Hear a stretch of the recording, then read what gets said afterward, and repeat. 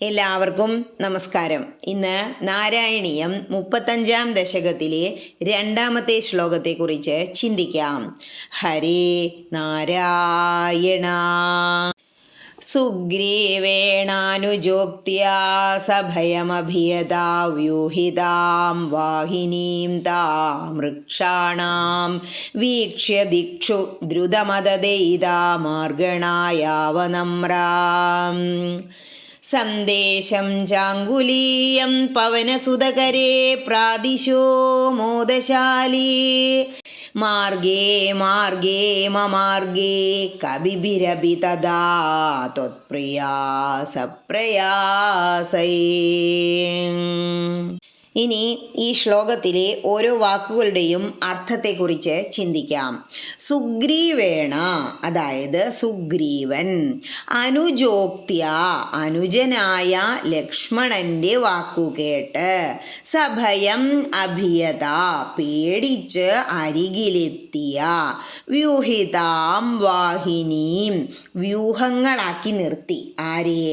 താം വൃക്ഷാണാം, വാനരസേനയെ, വീക്ഷ്യ, ആ വാനരസേനയെ കണ്ടിട്ട്, ദിക്ഷു ദ്രുതം അധ, ഉടനെ എല്ലാ ദിക്കിലേക്കും, ദൈത മാർഗണായാവനമ്രാം, ദൈത മാർഗണായ അവനമ്രാം, സീതാന്വേഷണത്തിനായി പോകാൻ തയ്യാറായി വണങ്ങി നിൽക്കുന്ന, സന്ദേശം ചാങ്കുലീയം, സന്ദേശവും മോതിരവും ആരുടെ കയ്യിലാ കൊടുത്തേ? പവനസുതകരേ, ഹനുമാന്റെ കയ്യിൽ. പ്രാദിശോ മോദശാലി, സന്തോഷത്തോടെ നൽകി. മാർഗേ മാർഗേ മമാർഗേ, എല്ലാ വഴികളിലും, അതായത് സകല ദിക്കിലും അവർ അന്വേഷിച്ചു. കഭിഭിരഭി തഥാ, അപ്പോൾ വാനരന്മാർ, ത്വത്പ്രിയ, അങ്ങയുടെ പ്രിയ പത്നിയെ, സപ്രയാസൈ, പ്രയാസപ്പെട്ട് അന്വേഷിച്ചു. ഇനി ഈ അർത്ഥങ്ങളെല്ലാം മനസ്സിൽ വച്ചുകൊണ്ട് ആ ശ്ലോകം ഒന്നുകൂടി ചൊല്ലി നോക്കണം. എന്താ പറയണേ? ലക്ഷ്മണന്റെ വാക്കുകേട്ട് ഭയന്ന് അരികിലെത്തിയ സുഗ്രീവൻ തൻ്റെ വാനരസേനയെ വ്യൂഹങ്ങളാക്കി നിർത്തി.